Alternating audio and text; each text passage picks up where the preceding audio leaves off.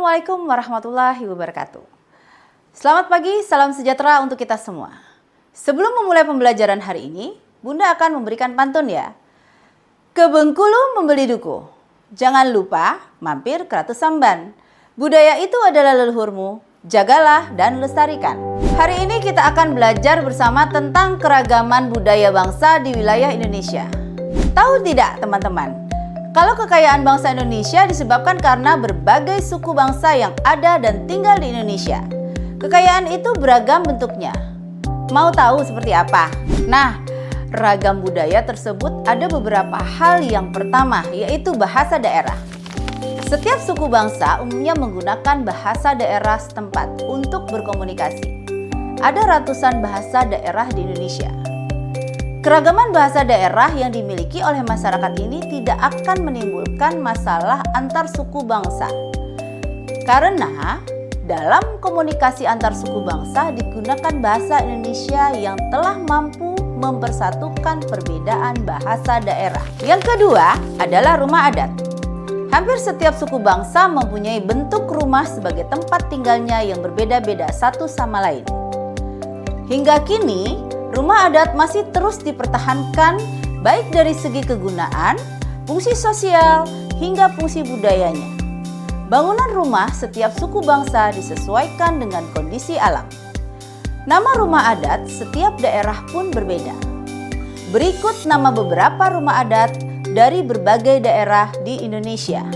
Yang pertama, rumah adat Rumah Panjang Kalimantan Utara. Rumah Panjang, Rumah Radang adalah salah satu rumah adat dari daerah Kalimantan Barat. Rumah panjang adalah ciri khas dari masyarakat Dayak yang tinggal di daerah Kalimantan Barat. Hal ini dikarenakan rumah panjang adalah gambaran sosial kehidupan masyarakat Dayak di Kalimantan Barat. Rumah panjang juga merupakan pusat kehidupan dari masyarakat Dayak. Yang kedua yaitu Rumah Gadang Sumatera Barat. Salah satu ciri khas rumah gadang yang paling mencolok adalah bentuk atapnya yang megah dan runcing di kedua sisi.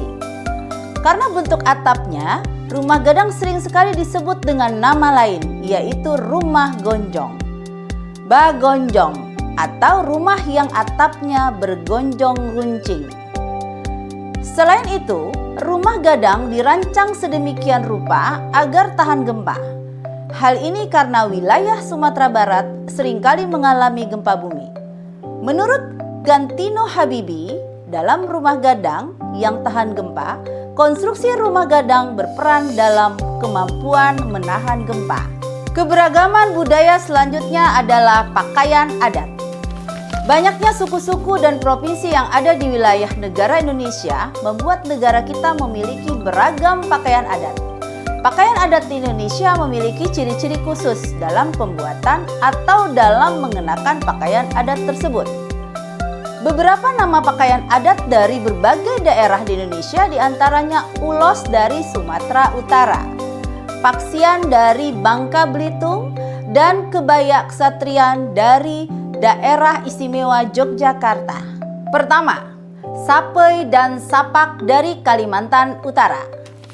Pakaian adat Provinsi Kalimantan Utara berasal dari suku Dayak yang merupakan salah satu suku asli wilayah ini. Pakaian adat ini berupa baju ta'a untuk kaum perempuan dan sapei sapak untuk kaum pria. Busana adat juga dilengkapi dengan aksesoris berupa penutup kepala, gelang, anting, kalung, perisai, dan mandau. Yang kedua, baju adat Pangsi Banten. Warna baju pangsi identik dengan hitam, namun tidak menutup kemungkinan dengan warna-warna lain menyesuaikan acara atau kegunaan pangsi itu sendiri. Baju pangsi terdiri dari atasan yang disebut salontrek dan celana yang dikenal dengan pangsi. Baju tersebut dilengkapi dengan sendal, selop, dan ikat kepala khas Banten yang disebut totopong. Ketiga, yaitu ulos Sumatera Utara. Pakaian adat di Sumatera Utara adalah ulos, di mana pakaian adat tersebut dibuat dengan kain ulos yang berbahan sutra dan diproses dengan cara ditenun. Ulos yang menjadi ciri khas bagi masyarakat Sumatera Utara sudah ada sejak lama dan secara turun-temurun dikembangkan masyarakat Batak. Dilansir dari situs pemerintah Provinsi Sumatera Utara, membicarakan mengenai pakaian adat yang ada di Sumatera Utara. Disajikan dengan kain tenun yang indah dan unik. Kain ulos merupakan kain tenun yang khas suku Batak dan secara turun-temurun terus dikembangkan oleh masyarakat suku Batak. Dan yang terakhir yaitu kesenian daerah. Kesenian daerah di Indonesia ada bermacam-macam. Mulai dari tari daerah, alat musik daerah, hingga lagu daerah.